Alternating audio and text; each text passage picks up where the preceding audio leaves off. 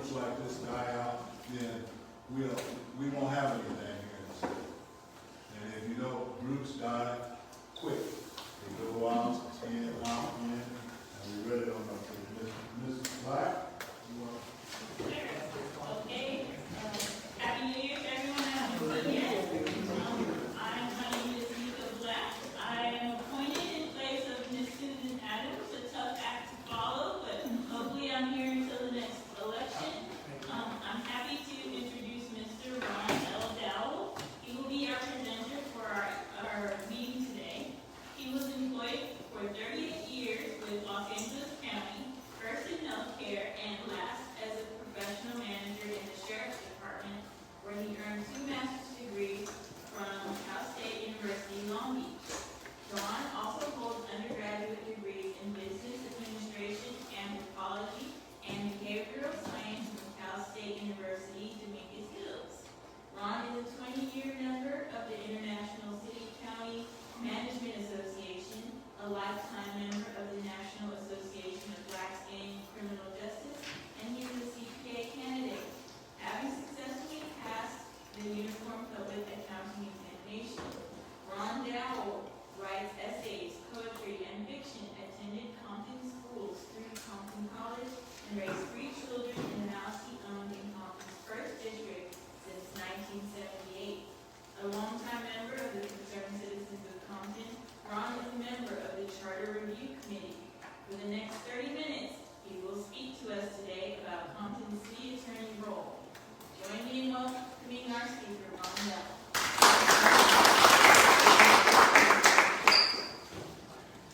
Thank you, Lisa. And happy New Year, everybody. Welcome. Happy New Year. And as you could hear, I spent a lot of time in school. It wasn't always like that. When I came out of Centennial High School, I had a G average. But somewhere along the line, working with people in the Department of Mental Health, I discovered the value of schools. And ever since then, I have not stopped. I'm a professional student. I will always be on the campus somewhere. And with that in mind, I discovered something being a student and also being a professor at Woodbury University. There's a reason why classes are only 55 minutes. You ever notice how classes really don't go beyond that? They know that most students don't have an attention span beyond 55 minutes. So they purposely build in that break to have a break. So what we're going to do today, I'm not going to speak for 55 minutes at all. I'm going to do a presentation. It's not a discussion, so I'm going to ask you to hold your questions, which I will open up the questions, and any comments until I'm finished, because I got a lot of stuff to cover, and I want to give you the best that I can without making you suffer through 55 minutes. So again, thank you for coming. And our topic, did anybody see that? Yeah. There's one thing I noticed. Yeah. Can you see that pretty good? Yes. Okay. I'm a member of Concerned Citizens, as you heard, and we have a committee called the Charter Review Committee. And most of the members in here is Laura, Shirley, Bashina, Janet. Girl is also a member of that committee, as well as Jose Herrera. So we started looking at the chart of Compton to see what it is, to see what it says. But there's always this talk about charter revision, charters, and charter over the years. We want to see for ourselves. And we've been at it since, about 6-7 months now. I didn't think it would last this long, but it has. And it not only has it lasted, it's getting stronger, it's getting better. So hopefully I'll be able to demonstrate some of that tonight. Our focus will be on the city attorney function in the city of Compton. Does anyone know how the Compton city attorney benefits Compton? The Charter Review Committee, which is our committee, wants answers to that question as well as many other questions. So we decided to examine closely what exactly the city attorney should be doing by charter and what they do normally. There's a city attorney all throughout the state of California. So again, I ask you a question, does anyone know what the city attorney does in Compton? They review our contracts that the city engages in. They look at suits against the city and other things, I guess. Yeah. But those two I do know. Contract, review contracts, represents the city. Anyone else want to get your shot? Have approved the city agenda. Approve the city agenda? Okay. Has anyone ever seen a publicly written report from the city attorney in Compton? Nope. Since the CA, I call it the CA, you'll see me go back and forth between city attorney and CA. Since the CA makes few public reports on activities, successful and unsuccessful outcomes, our performance information, we cannot discern the value of their service. If you think you can, I'll give you the opportunity to explain at the end of the meeting.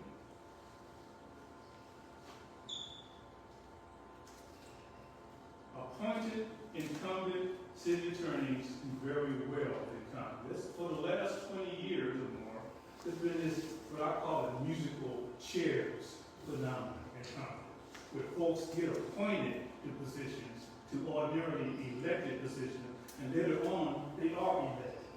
And as some of you probably know, that once you become an incumbent, it's harder to defeat the incumbents once they are in office. And so, since the Grand Plague in 2005, there's been this habit of folks first working, some of them maybe work for the city attorney, who will step down, and then the council will appoint a successor. In the last three, Greg Cornwell, who was appointed by the Grand Plague, and they were appointed as city manager of the city of Compton. And once he became city manager, Damon Brown was appointed. And then once Damon Brown quit, Eric Curley was appointed. And each one later ran for office and succeeded. And in this case, Eric Curley is running without any opposition at all. So he's got the office by pretty much default. The CA makes $180,000 in the city of Compton by ordinance, and has a $3 million budget. Now I have a $3 million plus budget, and there's at least 12 full-time staff members. We're going to get into this plus in a moment. So what are city attorneys? Like the mayor, first of all, the city attorney is elected at large, which means that instead of representing one specific district of the 4 districts, this person has to be voted on by all of the voters in Compton. And represents the municipality of Compton. We're going to talk about municipality and what that means in a moment. And so the city attorney here is one of 8 elected officials. So what are the qualifications for a city attorney? What you see here is the language from the charter, section 702. It sets forth the basic qualifications. But the charter gives no guidance on competency, nor does it speak to what makes a satisfactory or exemplary performance, nor does the charter suggest what areas of law the city attorney should be engaged in. For example, corporate law, litigation, real estate, intellectual property, tax, employment law, family law, environmental law, on and on. The reality is that the city attorney is expected to know all of the stuff I just read, plus.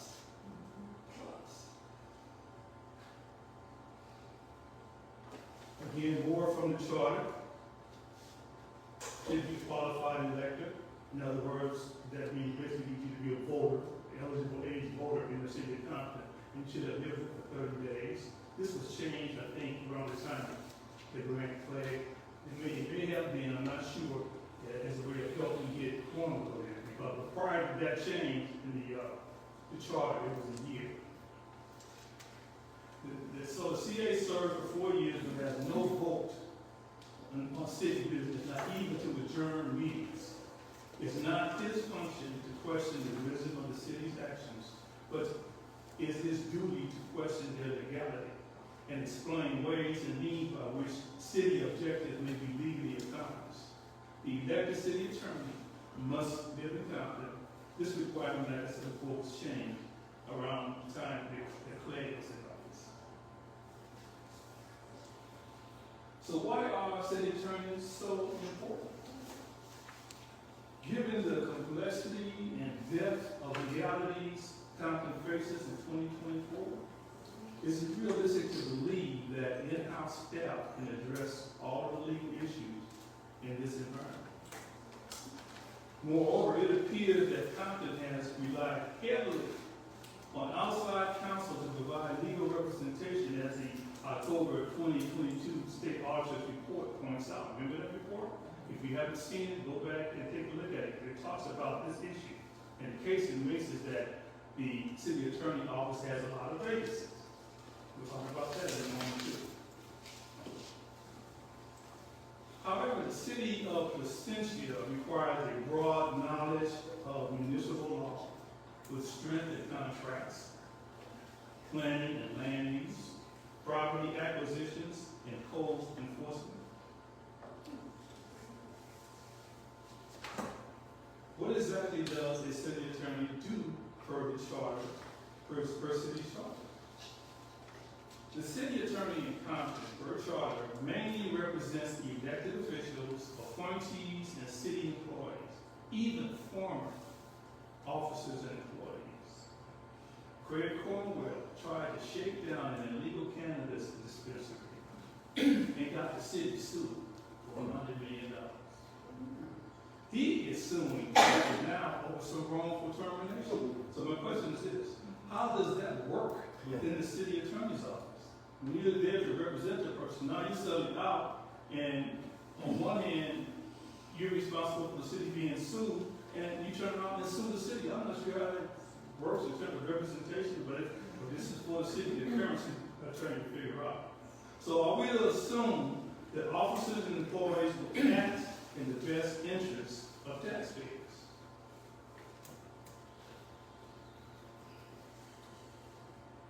Section 702 continued. What exactly does the city attorney do per charter?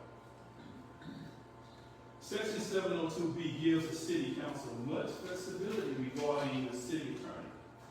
And the question we have is, why not use that authority to increase accountability and improve service quality?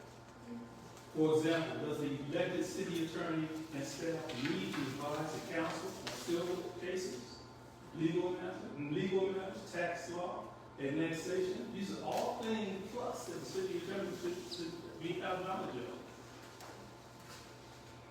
But this little section here gives potentially those who appointed the city attorney now and those who elected some flexibility, and the council does control that. So what exactly does the city attorney do per charter, per city charter? And this is a continuation of what section 702, 10 that we need to read a little later. But this part here, approve the form of all bonds given to all contracts made by the city. That Bruce mentioned that the contract is a part of the job. So my question is, does the city attorney that elected have to approve the form of bonds? As we discovered a couple of months ago when we talked about the city treasurer's function, that's a complex job. And one of the questions we have from the city treasurer is whether he's up to is he up to? We don't know yet. But again, just like the city attorney, we don't see much information. But it's complex and it's difficult. So given that, should the city attorney even be involved with that? We'll address that in a second. So what exactly does the city attorney do per charter? Again, these are less, I think, elements, but these are key elements here. This is, when I mentioned flexibility earlier, this is one area. Ordinances and resolutions are Compton's laws and policies. Ordinances and resolutions. Ordinances are resolutions generally are policies. But each set, one is stronger than the other. Of course, the law is stronger than the policy. But each one sets forth a certain requirement. And it's to be enforced by someone. The question is, who and when? But that's city law. Since the city is overrun with illegal cannabis dispensaries, like I said with down the street, unlicensed businesses, sex trafficking, building and code zoning violations, and street takeovers, might it be wise and efficient to narrow the scope of the elected city attorney to focus on those problems? Think about it. Whenever you go to the day, what are you complaining about? These things. These so-called quality of life nuisance issues. But we never hear how the city addresses that, which is functionally under the city attorney. So what we're suggesting is, let's discuss in a moment, is narrowing the focus of the city attorney as elected to address those things people chronically complain about. What exactly does a city attorney do per city charter? And these are actually the last two elements here. They both flow time and the business hours to the duties of the office. And upon vacating, surrender to the successor all documents and papers. Since we never see it, we don't know what, if any, documents are transferred to successors. What are they transferring? What are they working on? Do we have a right to know that? Do you think we should know that? Yes.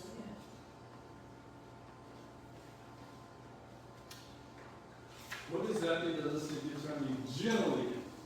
Now, looking up and down the state of California, which is what our committee did, we come up with some things that are basic, most of which are included in the charter.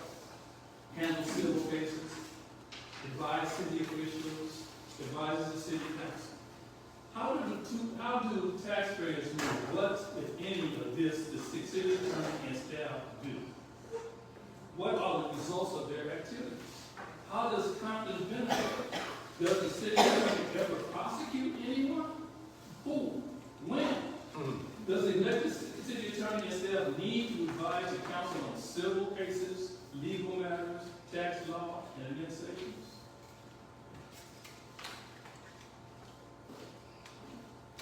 What exactly does the city attorney?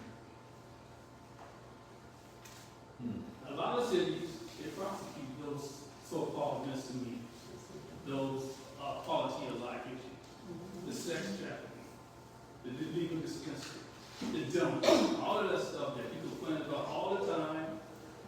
Some prosecute. Have we seen any evidence that the city of Compton prosecutes any of that stuff? I mean, we talked about since 2005 at least. Have you seen any evidence? No. Suppose Compton chooses to limit the elected city attorney to focus on street takeovers, illegal cannabis dispensaries, sex trafficking, dumping, and other things you chronically complain about. It can, I think it can be done. Now, this slide is up. Don't try to read this. You got your hand out. You want to read it. But the purpose of this particular slide is to show you the scope of the city attorney's work. This is what they're supposed to be doing. It's supposed to be the city attorney is expected to be an expert in all fields of law.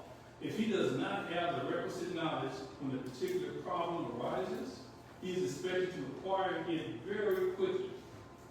So how do we know if the city attorney does any or all of this? It's supposed to work with the building department and develop codes, building codes, and treasury department. We talked about the bonds earlier. And the city auditor, which we call the city controller. Right before she starts spending money, sometimes she needs to check with the city attorney to make sure it's legal and proper estimates. And then down to the city clerk. We're going to talk about the Public Records Act request in a minute. There's the fire department. And then there's the thing about prosecuting persons. There's the personnel department, the recreation department, the city manager, and of course the commissions. There are the Civil Service Commission, the Planning Commission, the Safety Public Safety Commission. All of those commissions need legal support. And all you see in the details here are some of the things that the city attorney is supposed to do. So if you are doing this stuff, how do you have time to do anything but this?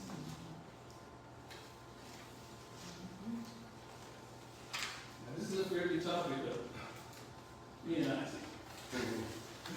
We love the Public Records Act because there are certain, the state has set forth requirements for how to request and how these things supposedly are responded to.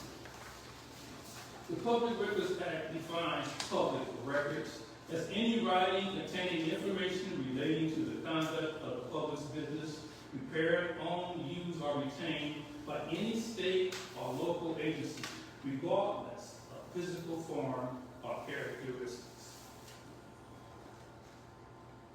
And I want to draw your attention to this very last part here. The purpose is to give the public access to information that enables them to do what? What? That's your job, to monitor the government. But for you to monitor the government, you've got to have some information. You shouldn't have to rely on state auditor reports. They don't have it either, but they can't find it. They do a better job of bird dogging the city if they squeeze out whatever little is there. So if they're having a problem, who's that leave to you? But that is the purpose of the Public Records Act. We always tested with the city. I just going to give a report in a minute after I get through and tell you about some of the experiences with that. So what evidence do taxpayers have that the city attorney does any of the duties contained in section 702? To test it, we submitted PRA request, Public Records Act request, P004931061723. And as you can see here, our city clerk received this on June 17, 2023. And what we asked was a whole lot of questions about what the city attorney does. For example, how often has the Compton used contract attorneys for 2022 to 2023 through June 15th of 2023? How much was spent contracting out for private lawyers? For what type of representation were contract attorneys used? We want to know the average cost per engagement, and so on and so on. Again, I'm not going to read through all that stuff. You can take it home and read. But this is only an example. And then we continue that with more questions. So do you think this request reasonably describes identifiable records? Is it focused, specific, and reasonably clear so that the city attorney can decipher what record or records are being sought? Is this information you would like to know?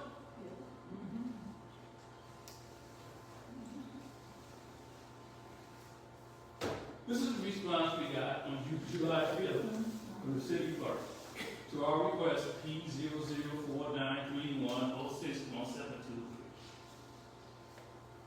I'll just read the first line. We are unable to respond to this request for blah, blah, blah, blah. My guess is that the city attorney does not maintain the required records. Which begs the question, what does the city attorney do with this time and with that $3 million budget?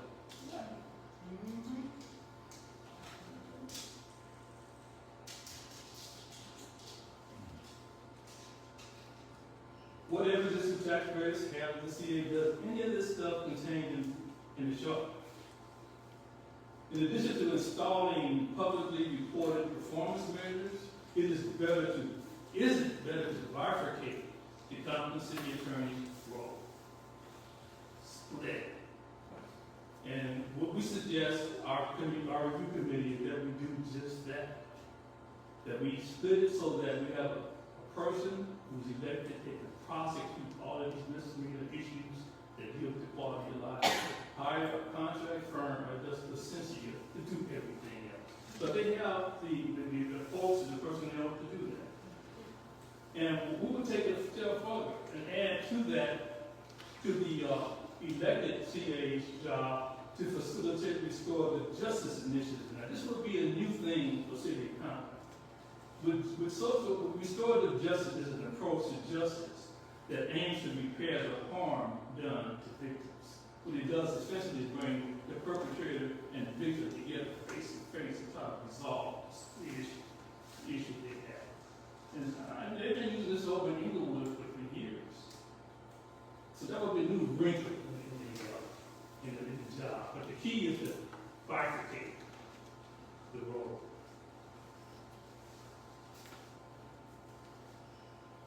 Our committee does not buy the notion that the problems that we're seeing, the unresponsiveness, is due to vacant positions. Simply don't buy that. As a county employee for 40 years, I know how that works.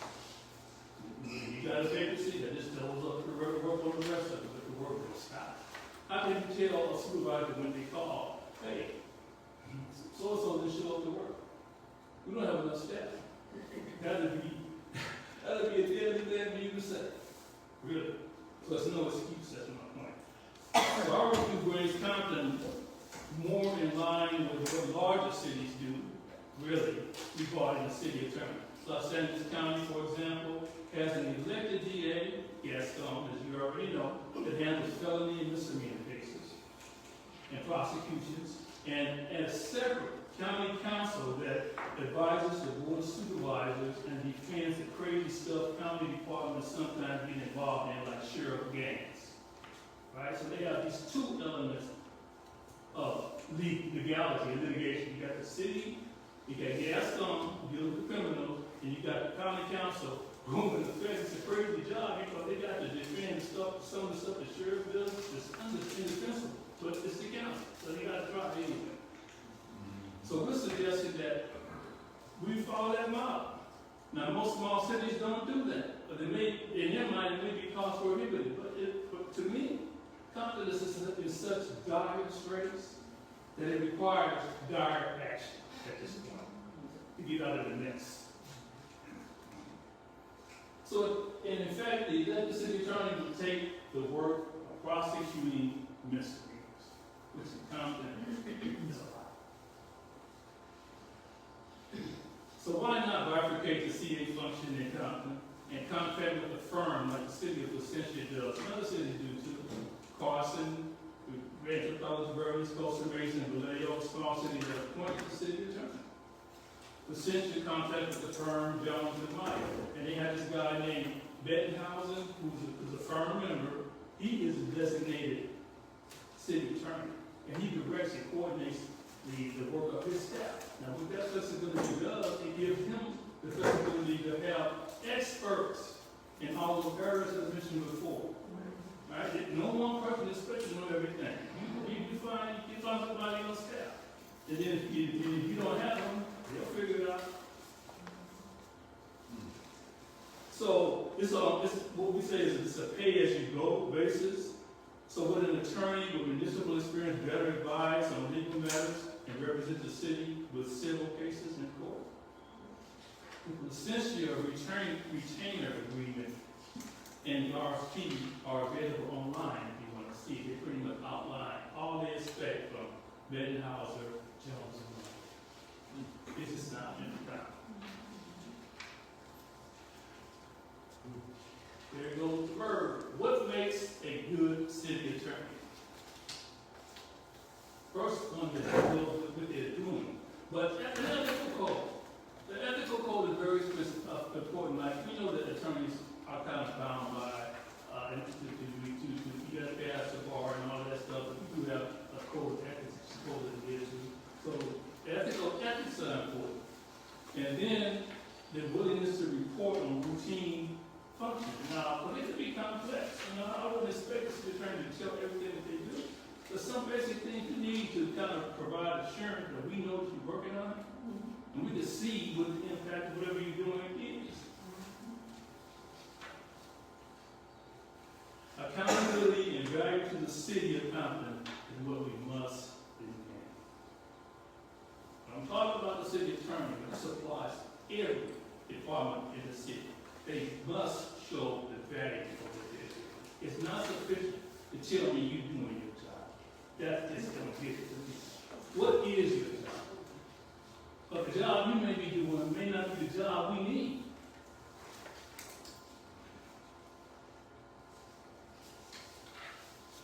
Performance measures are how we move toward accountability. That way we don't have to rely solely on the workers' self-evaluation. Now, I'm sure you've seen those council meetings where people in press will sit up there and read a list of their accomplishments. And when you read those, when you listen to those accomplishments, how many times have they matched what you want them to do? I mean, I don't want to hear about you went to this meeting, you met with that group and all this stuff.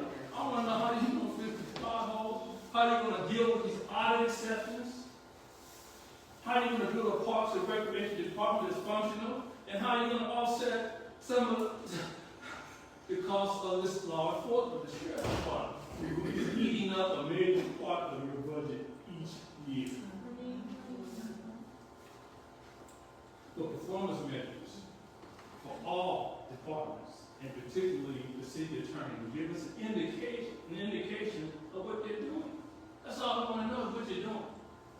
And then we'll ask the question, we'll decide whether or not it's valuable to the city.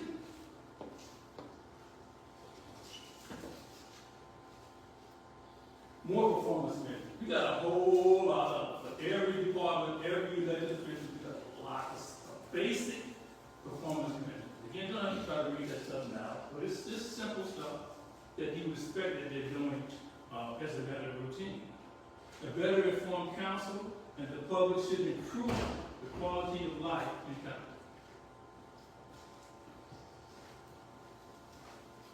Can you think of any reasons why information should not be made public? Can anyone think of a reason why that information should not be routinely made public? To keep us in the dark, so we don't know what's going on.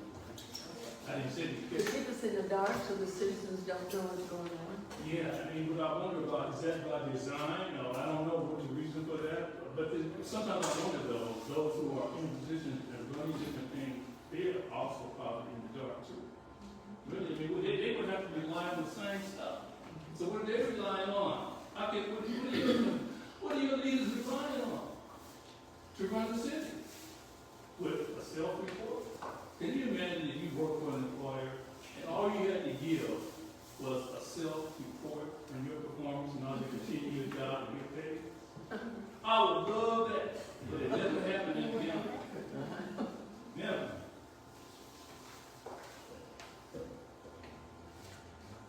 Do you see any reason why the CA can't regularly report on these activities? We operate from the standpoint that what gets measured gets done.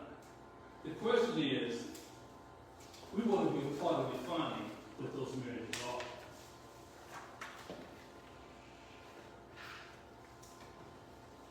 So what makes a good city attorney? We'll recognize it when we see it.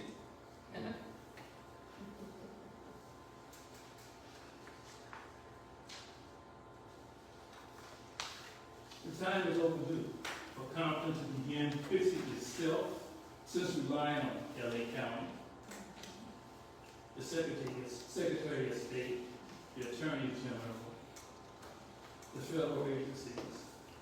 They have failed Compton. Besides, they only come in post-mortem. The crazy's already dead when they come. So if anything's going to change and be fixed, it's going to be up to Compton. Don't wait for the city auditor, the state auditor to come. It's too late. But there are certain things that we can do to demand that we get the kind of service that we deserve to pay for. $3 million, $100 million go in, and you see nothing come out. That's not the state auditor, that's us. So, thank you for allowing me to make this presentation.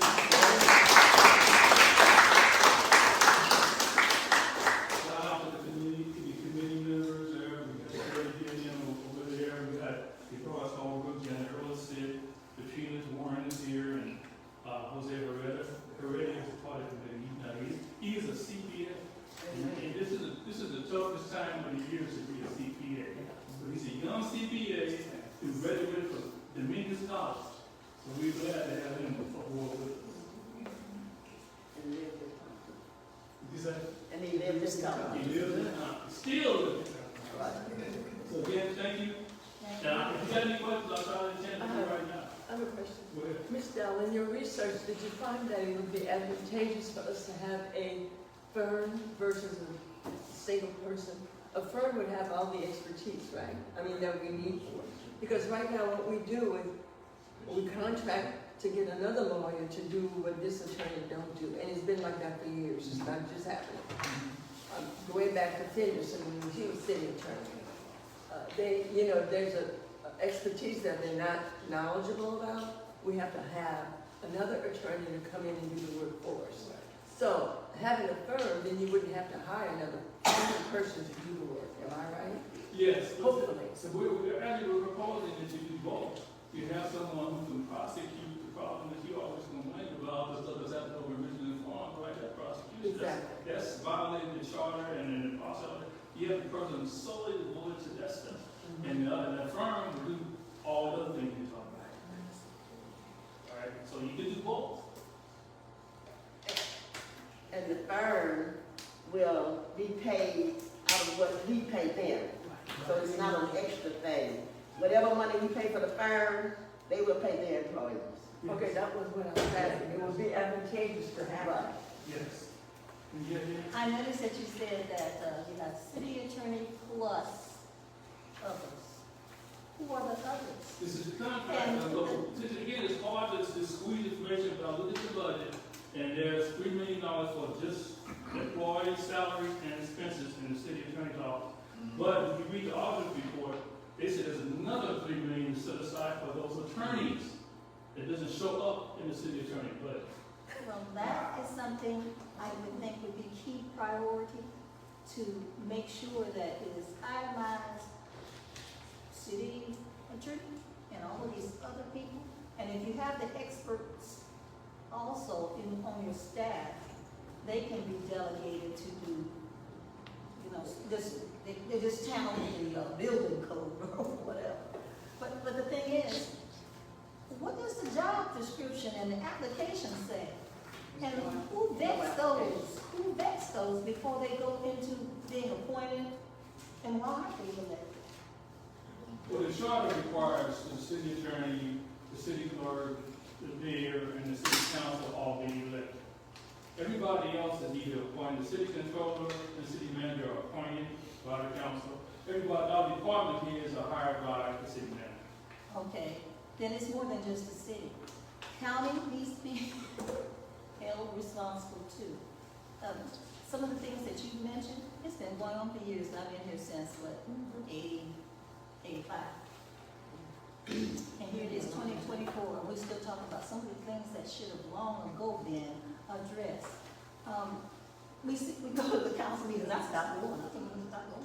Let you know why we in the rut that we in, man. Yeah, and you ask questions, and they just look at you. So there are some legal things that come up, it shouldn't be the rest of the council. There's the city council, the city attorney, you should be able to address that question, but they just sit there and look at you. That's what I said, I stopped doing. It's a couple of things that stand out to me. First of all, I appreciate your presentation, Mr. Earl, having this for us because we're voicing a lot of same concerns we do with council. You guys are bringing those out. But former city attorney or city manager Craig, you're saying that he shook some people down. He gets the city sued, and then he sues us. That's taxpayer money. So we're getting double dipped on, right?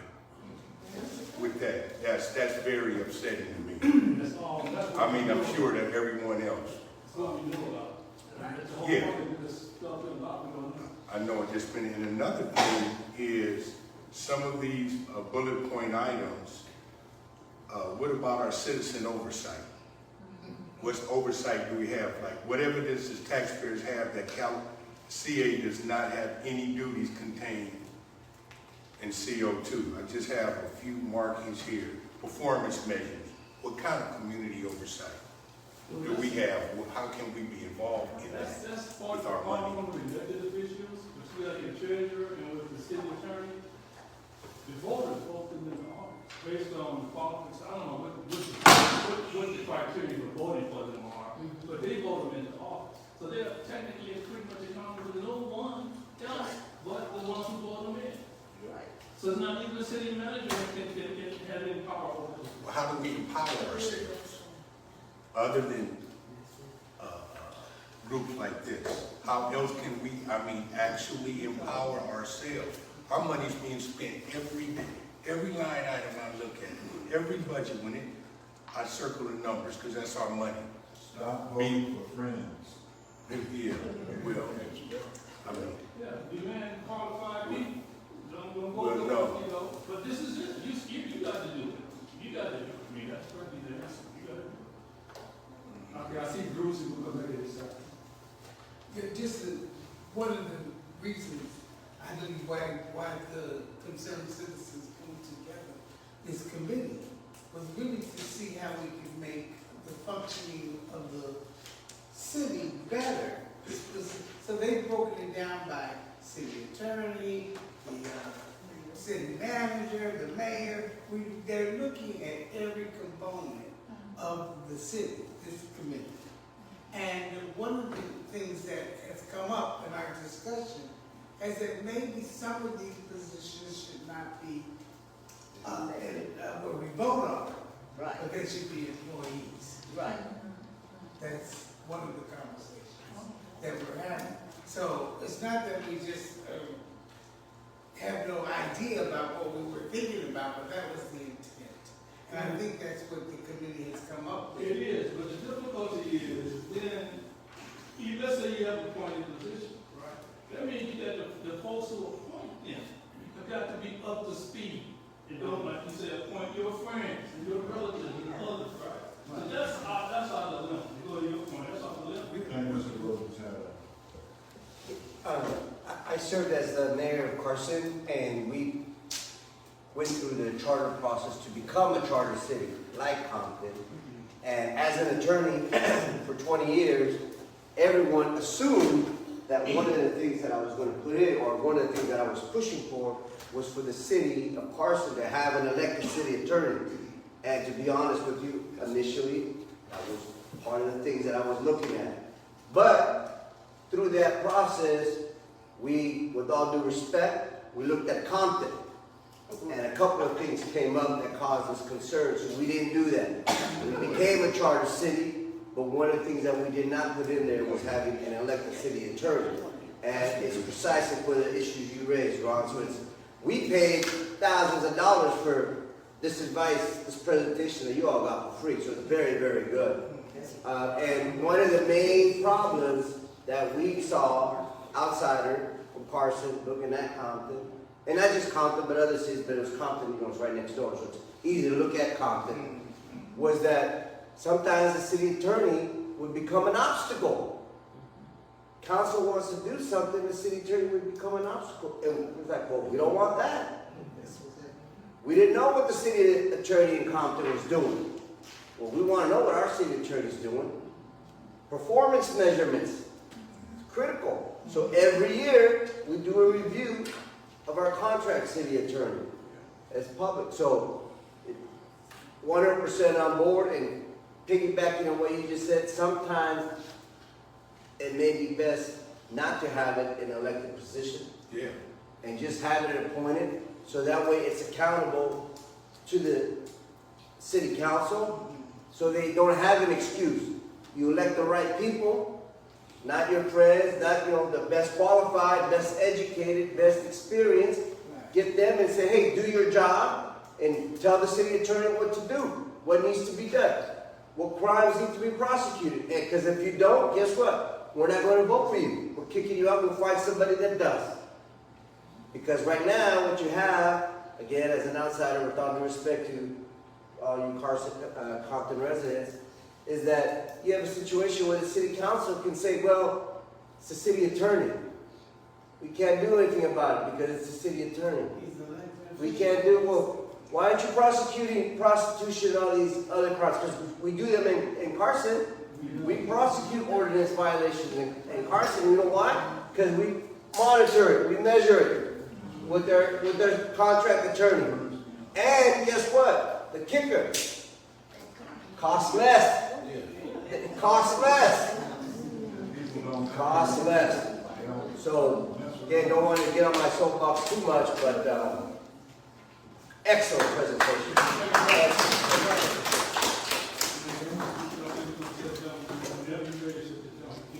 Yeah. Go ahead, Lynn. Okay, just real quick. Mr. Ms. Down Rose, let me take a few more questions and then we're gonna go. You got, yes, please go ahead. Mr. Down Go ahead, Ms. Rose. a book to me in regards to changes to the charter. And Mr. Dow brought a book to me years ago regarding changes to the charter.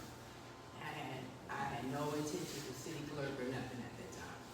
And changing it's a process, and it's almost like a 2-year process where you involve everybody in the community who wants to be involved.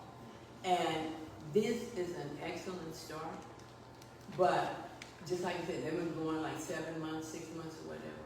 It's a long way to go, but cutting that time, and this is my question to you, we need it now. We need it yesterday. But the charter is the word of the people, and a lot of you guys don't realize that, or you don't appreciate that. If someone would bring the chart that shows how the city is supposed to run, the people are number one. Right. Then it goes down to the council, and you vote in a council person that's going to represent you. Okay, the mayor comes in, but the mayor in Compton does not have any power. Ceremonial mayor. Okay. And then it goes down to the CEO, which is the city manager, which is supposed to actually control the people of the employees of the city. And I don't want to belittle on it too much, but we need change now. We really do. Yes. And I mean, talking about it is really good, but this is my question to you, Mr. Dow. The people need to know that any changes to the charter has to be voted on. They have to be. A lot of people don't. A lot of people don't. They think those people sitting up in those seats rule the world. No, but it's not. It's the people. So my question to you, Mr. Dow, and I know it's a lot of whatever. What is your organization, I mean your group, your committee, what are they thinking about now as far as like getting these changes on and, you know, in an election for the people to actually vote on it? And in doing that, they must educate the people as to how to vote. So That's the compound. Well, first of all, this is the first step. We recognize this is a long term. I mean, it took, how long did it take to get here? And I understand what you said about the urgency. When we deal with that, we push that aside. We're not dealing with next month's election.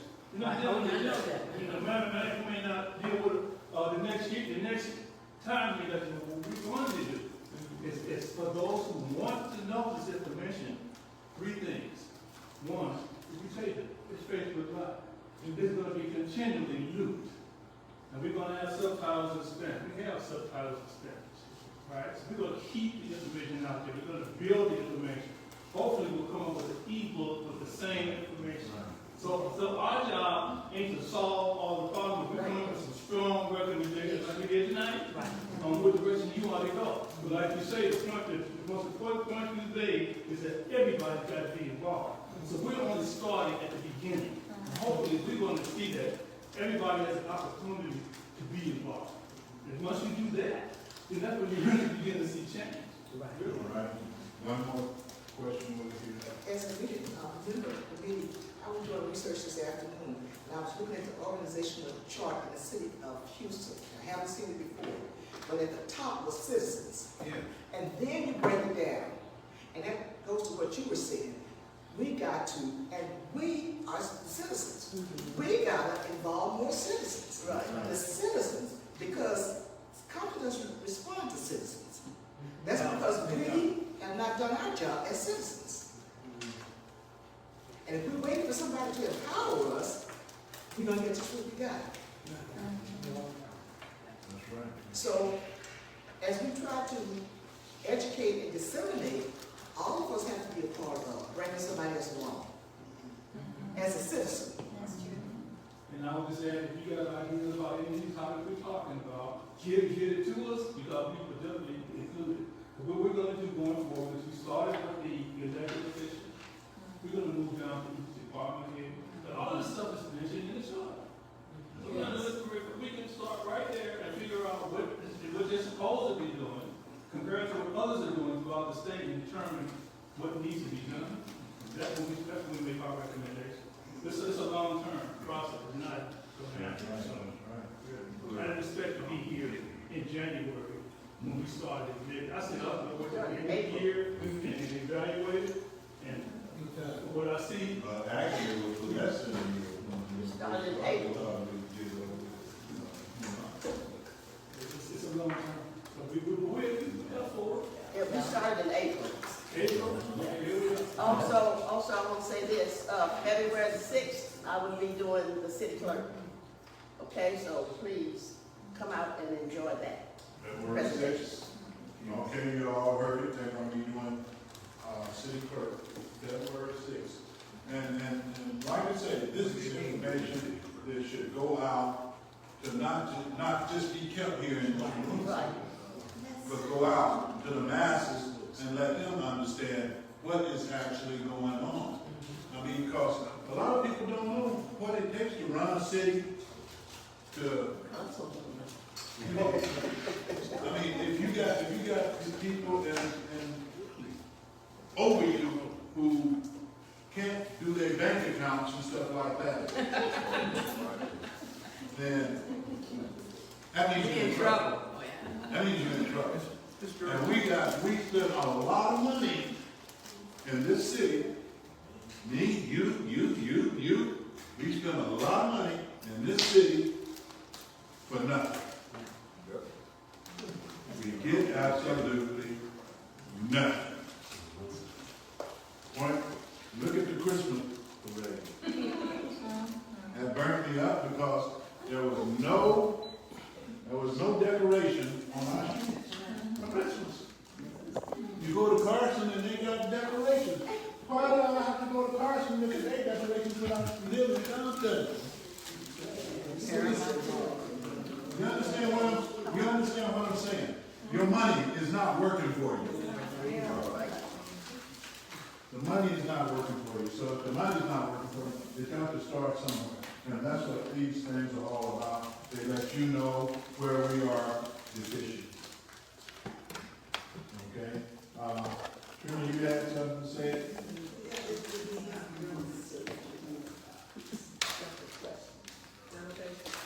I want to know, are we gonna, the concerned citizens of Compton, are we gonna put on a forum for all the candidates that are running? We're working on that right now.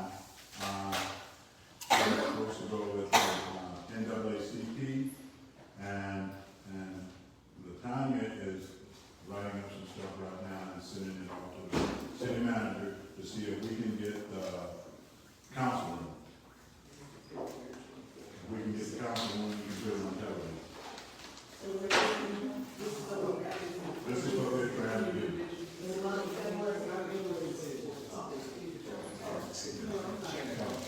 If that happens, we'll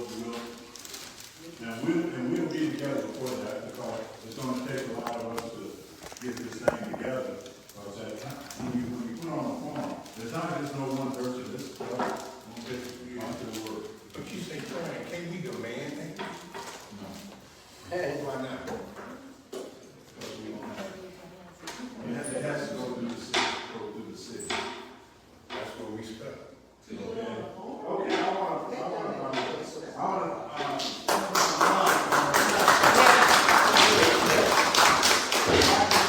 like you say, we're gonna keep putting these things on for people to understand and see what's going on and see how the city should really be ran.